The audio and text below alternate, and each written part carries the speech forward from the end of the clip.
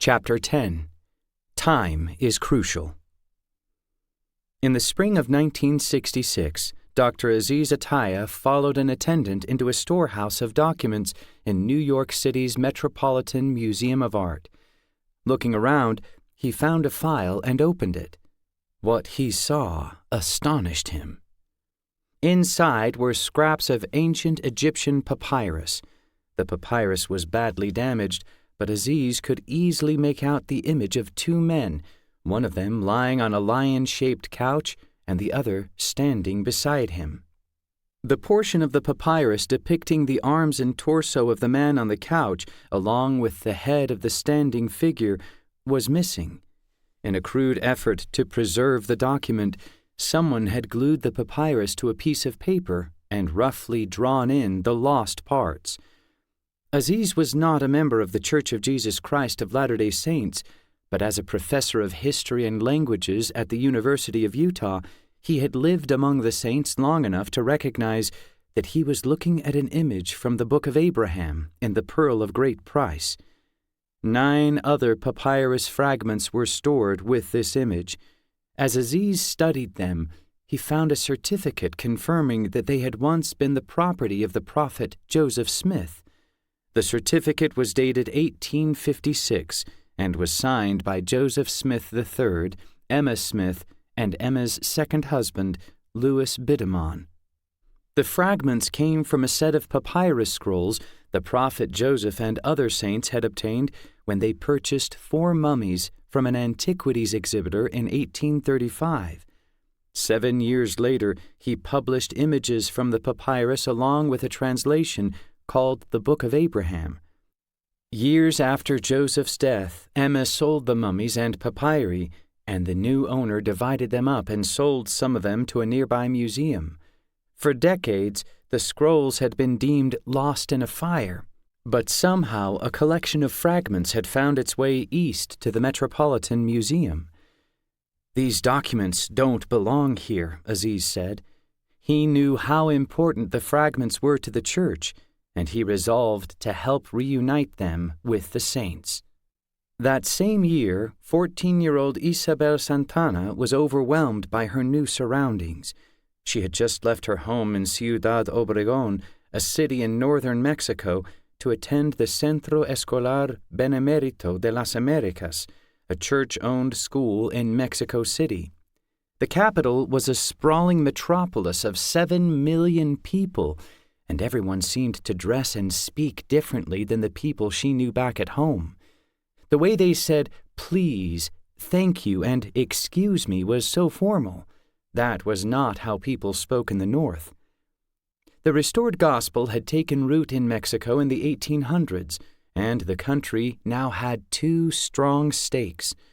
Over the past 2 decades, the number of Latter-day Saints in Mexico had grown from about 5,000 to more than 36,000.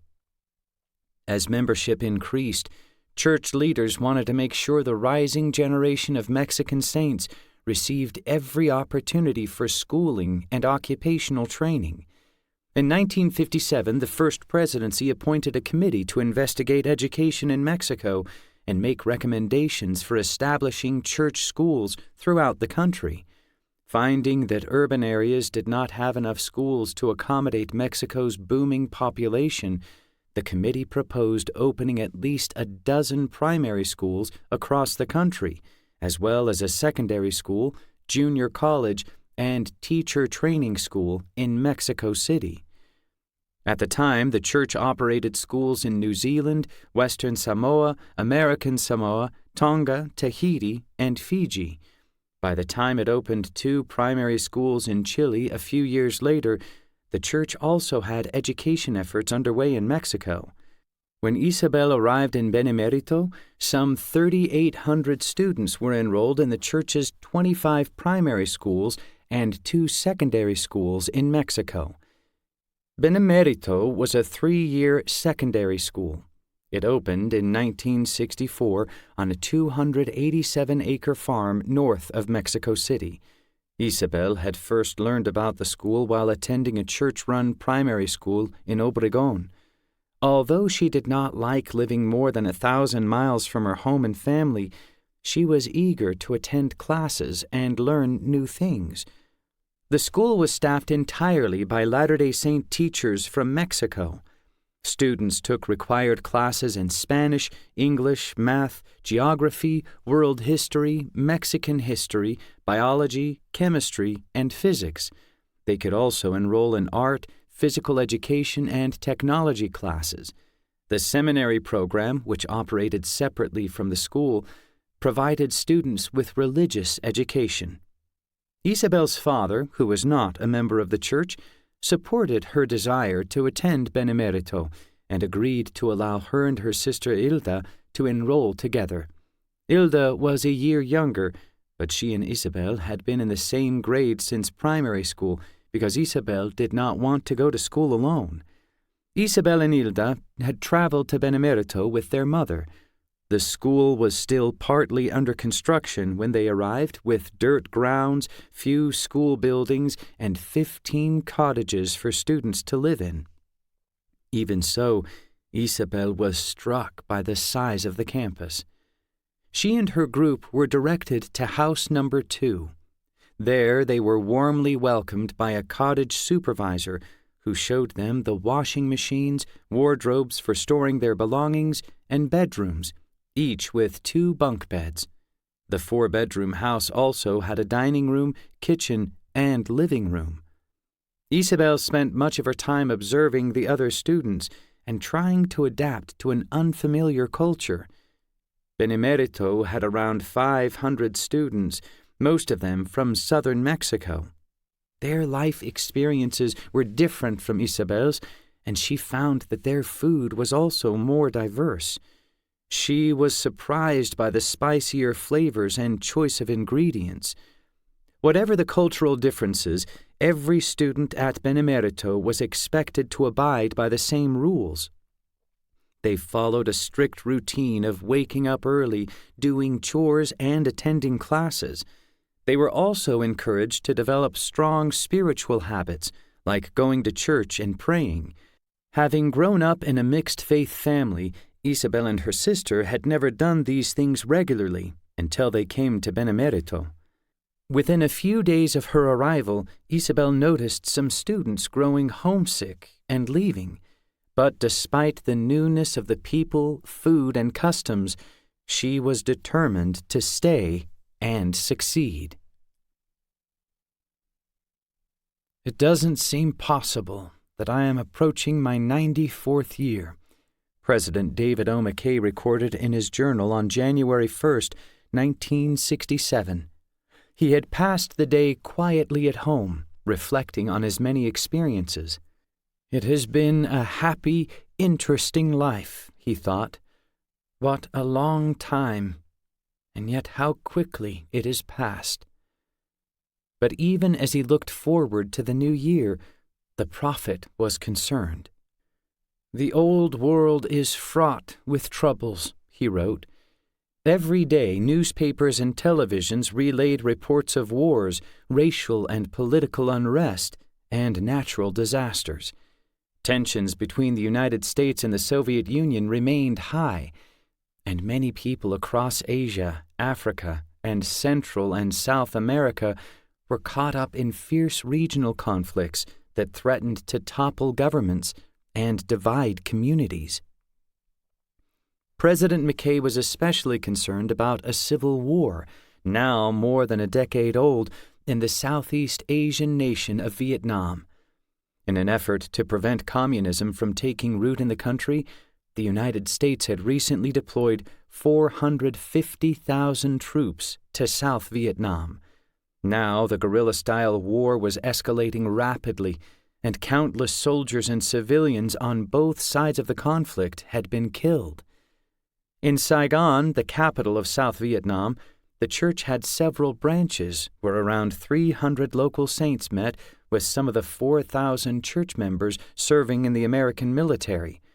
Elder Gordon B. Hinckley of the Quorum of the 12 Apostles and Elder Marion D. Hanks of the First Council of the 70 had recently visited the war-torn country.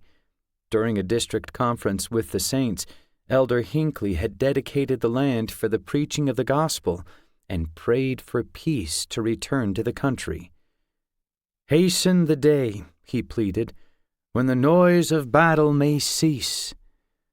Later in the evening, church leaders bore their testimonies as artillery fire boomed in the distance. President McKay hoped to see less chaos and strife in 1967, but that was not to be. In June, war erupted between Israel and its neighbors, unsettling the region. The following month, Nigeria's ongoing political instability erupted into civil war. Rising casualties and the unpopularity of the war in Vietnam, meanwhile, helped spark frequent and sometimes violent anti-war protests in the United States. Racial tensions also reached a breaking point across the country, and a wave of violence rocked many major cities. The prophet worried about the effect of this unrest on youth. Some young people, disheartened by world events, were questioning the values and culture of their parents and grandparents. Many youth experimented with harmful drugs, engaged in sexual promiscuity, and used crude language. President McKay loved the youth of the church, and he did not want them to fall prey to these trends. He encouraged Latter-day Saint youth to attend some kind of weekday religious instruction, seminary, or institute where they could develop Christ-like character while surrounded by others who shared their values and standards. Recently, the church had also produced a pamphlet called For the Strength of Youth to help young men and young women know, understand, and live the church's standards for clean living, dating, dancing, dress, and manners. But he believed parents and church leaders also had a duty to teach and demonstrate to youth that moral living could bring happiness. At the October 1967 General Conference, President McKay's ill health kept him from delivering his talks personally, so he asked his son Robert to read them to the saints in his place. "As I think of the future of this church," the prophet declared at the opening session of the conference, "I feel impressed that there is no more important message to give than to be one and avoid things that may cause a rift among members." Over the past few years, the church's correlation efforts had sought to unify the saints by coordinating programs and emphasizing the role of priesthood, home, and family. So far that year, Church Correlation had standardized the content of its international magazines and introduced a uniform curriculum. In response to worldwide growth, President McKay had also called 69 regional representatives of the 12 to assist in training stake presidencies, thus helping the church operate efficiently and consistently around the world. As the saints confronted social unrest and shifting values in society, President McKay and other general church leaders hoped that correlated programs would provide a unified message and stable foundation for people throughout the world. "The challenge is before us," President McKay told the saints. "Unity of purpose, with all working in harmony within the structure of church organization as revealed by the Lord, is to be our objective." That same year, Hwang Kyun-ok was caring for about 80 girls at the Songjuk Orphanage in Seoul, South Korea. When the all-girls orphanage hired her as superintendent in 1964, she did not tell its Protestant sponsors that she was a Latter-day Saint. The church was not well understood in South Korea. In fact, when Kyun-ok was baptized in 1962, the Christian school where she was teaching fired her. There were now around 3,300 South Korean saints. Kim Ho-jik, the first Korean Latter-day Saint, had joined the church in 1951 while studying in the United States. Before his death in 1959, Ho-jik had returned to South Korea, become a university professor and administrator, and introduced the restored gospel to some of his students. These students, together with American servicemen, helped the church grow in the country. A Korean translation of the Book of Mormon was published in 1967. Despite not telling her sponsors about her church membership, Kyun-ok was not ashamed of being a Latter-day Saint. She served as her branch Relief Society president and taught a junior Sunday school class. She also welcomed visits from church members who wanted to help at the orphanage. One day, an American serviceman named Stanley Bronson called Kyun-ok on the telephone. He was a Latter-day Saint stationed in Seoul, and he wanted to visit the orphanage and sing some songs to cheer up the children. Stan came a few days later. He was nearly 6.5 feet tall and towered over everyone. The girls were excited to hear him sing.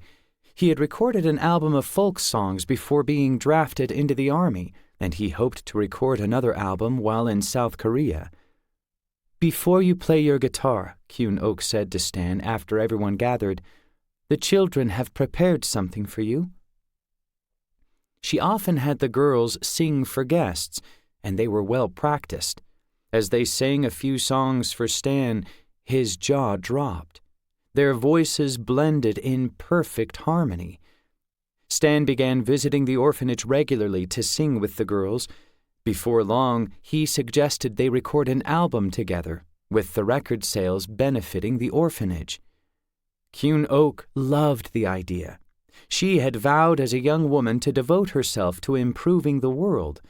A war refugee from North Korea, she had lost her father at a young age and knew how difficult it was for girls to succeed in Korea without strong family and community support. Many people in the country looked down on orphan girls and did not expect them to amount to much. To get her education, Kyun-ok had struggled against poverty and the loss of a parent and a home. She hoped that performing with Stan would help the girls in her care realize their value and help other Koreans realize it too. Stan found a recording studio, and for the next few months, Kyun-ok helped him and the girls rehearse and record songs. When the Army gave Stan a 30-day leave, he went home to the United States and had the recordings made into vinyl records. He then returned to Korea and arranged to perform with the girls on a popular American television special being filmed there. The album Daddy Big Boots, Stan Bronson and the Songju-kwon Girls arrived in Seoul in the early months of 1968.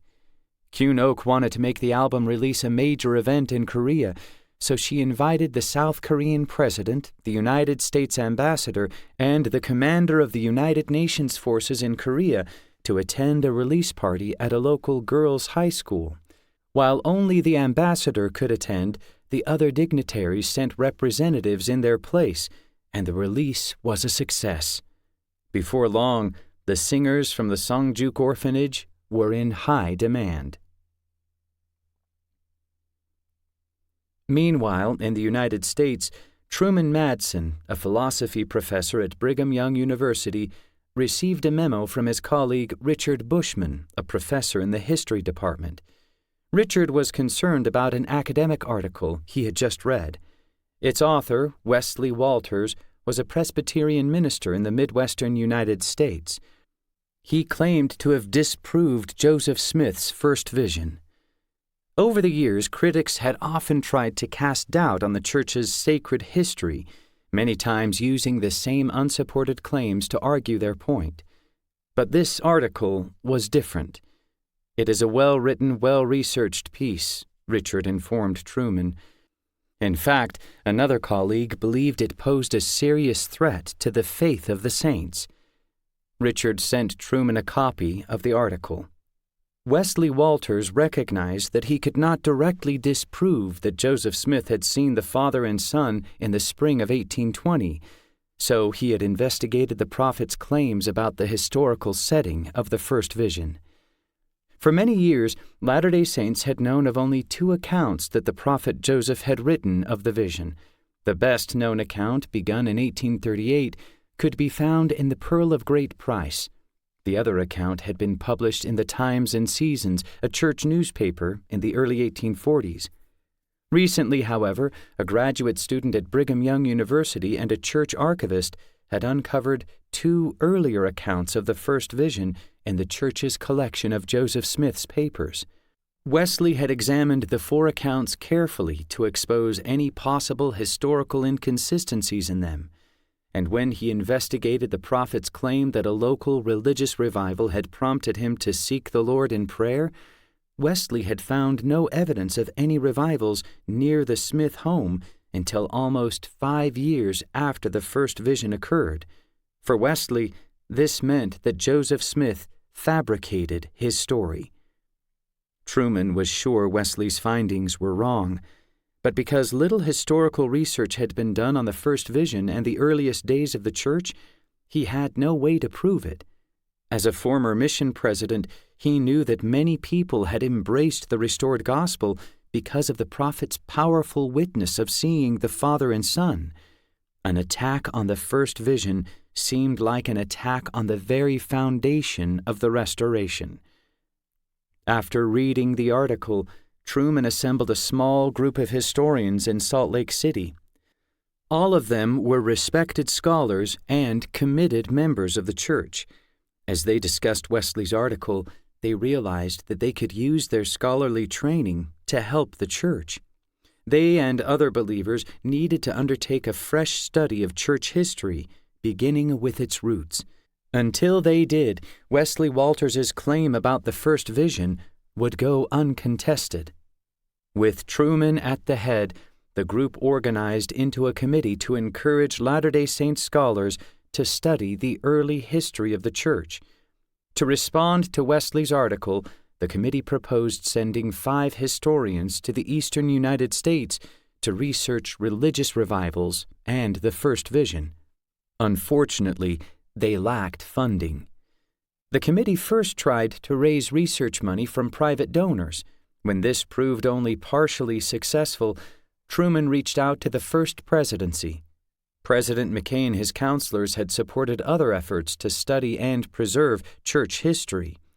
Earlier in the decade, for instance, they contributed funds for purchasing and preserving historical properties in Nauvoo, Illinois, the headquarters of the church from 1839 to 1846. The first presidency had also taken an interest in the Joseph Smith papyrus fragments. Working closely with Aziz Atiyah and the Metropolitan Museum of Art, President N. Eldon Tanner had arranged for the papyrus to be returned as a gift to the church. Newspapers across the United States reported the acquisition, and the church held a press conference and published images of the fragments in the Improvement era.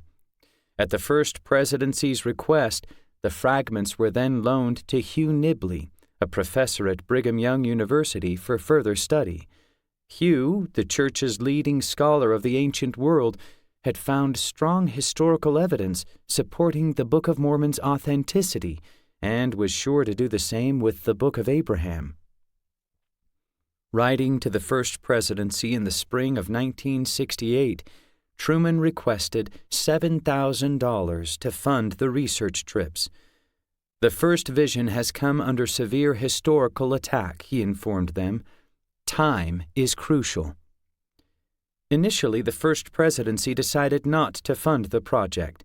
In recent years, the church had gone into debt building more and more chapels worldwide, and since then, church leaders had been more cautious about spending. But Truman was persistent. He had recently met Wesley Walters at a conference on church history, and he sensed the minister's determination to discredit Joseph Smith. "He will do anything to get at the sources first," Truman told the first presidency. "We feel we cannot wisely postpone action." This time, he asked for $5,000. President McKay and his counselors reconsidered the request and agreed to fund the researchers. On a warm September afternoon later that year, 14-year-old Maida Holliday sat alone on a bus approaching Fullerton, a suburb of Los Angeles, California. She stared out the window at the orange groves spanning both sides of the freeway, a landscape so unlike her home in the sparse desert on the border of Utah and Arizona. Meta was Diné, a citizen of the Navajo Nation.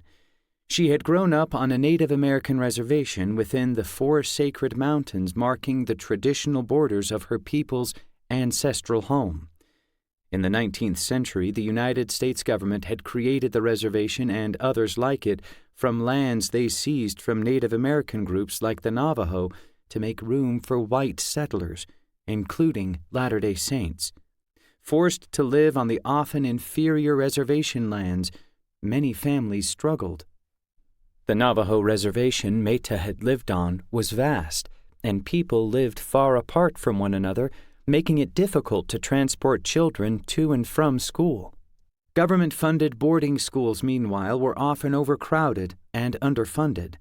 Under these conditions, many Native American parents sought to improve the lives of their children by sending them to schools off the reservation. Meta had come to California as part of the church's Indian Student Placement Program, and she was on her way to live with a white family she had never met. Meta's older sisters had participated in the program, and she wished to do the same. But although she had eagerly signed up, she was anxious about her new foster family. The placement program had been founded in 1954 under the guidance of Elder Spencer W. Kimball. Like many Latter-day Saints at the time, he considered Native Americans to be the direct descendants of Book of Mormon peoples. He believed church members had a responsibility to help their Lamanite brothers and sisters gain access to educational opportunities and fulfill their divine destiny as a covenant people. In the placement program, Native American children left their homes on reservations to live with Latter-day Saint families during the school year.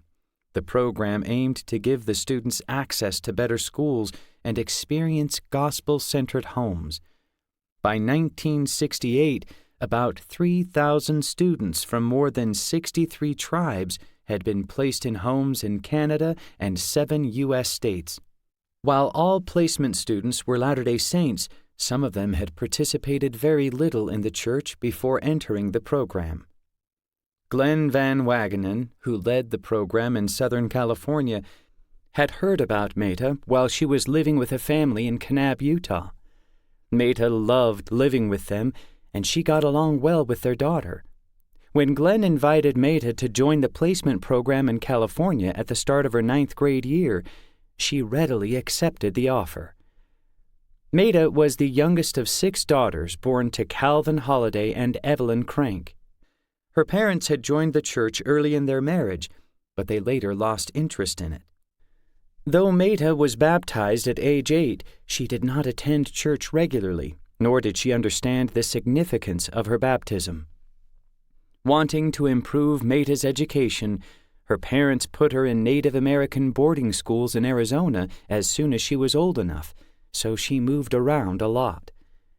Meta knew of families on the reservation in which the parents loved one another and the children were happy, but her family was not among them. After her parents divorced, her mother remarried twice. Meta's mother had 6 more children from these marriages, and her long absences forced Meta to take care of her younger siblings. More than once, Meta and her siblings were left alone for days with little food and water. She did her best to feed the children, sometimes with spoiled mutton and a few cans of food. Once, while Meta made fry bread over a fire outside, her mother looked at her and said, "The only thing you are going to be good for is to make babies." Meta's heart broke.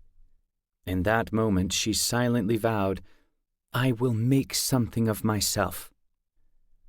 Arriving at the bus stop in Southern California, Meta was relieved to be away from her mother. But she was nervous as she watched a middle-aged couple walk through the door. "They will be my new parents," she thought. Her foster father, Spencer Black, was quiet and reserved. Meta greeted him with some wariness, scarred by the abusive men she had known in her life. Her foster mother, Venna, however, had a comforting spirit about her. They brought Meta back to their house where she met their children, 15-year-old Lucy and 13-year-old Larry. The Blacks also had 3 older children who had moved out of the house.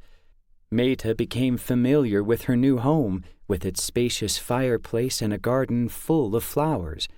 Having shared rooms with siblings all her life, she was especially thrilled to have her own bedroom. But Meta was still not entirely comfortable. The city was overwhelming and choked with smog, and while her foster parents were kind, Meta wondered if they were using kindness to manipulate her into doing chores, as her mother sometimes had. She did not regret coming to California, but she missed the quiet of the reservation as she lay in bed that night, troubled by the noisy traffic of the freeway.